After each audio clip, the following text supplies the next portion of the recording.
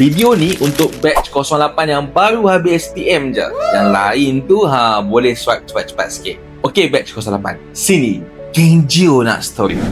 Min nak tanya, ada tak sini yang minat pasal batuan, mineral, bumi, gunung, petroleum, gempa bumi atau sumber alam? Kalau ada, mungkin bidang geologi sesuai untuk korang. Nak jadi geologis ni, laluan paling biasa ialah sambung belajar lah dalam bidang geologi ataupun geoscience atau bidang berkaitan di universiti. Jadi lepas SPM, boleh mula dengan ambil asasi sains, matrikulasi sains, STPM aliran sains ataupun diploma yang berkaitan jika ada.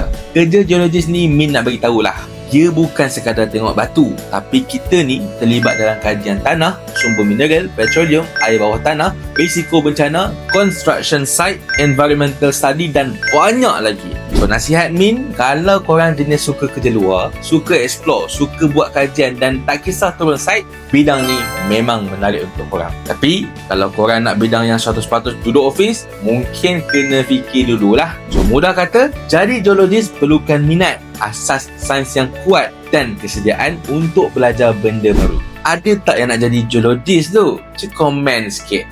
Dapat something?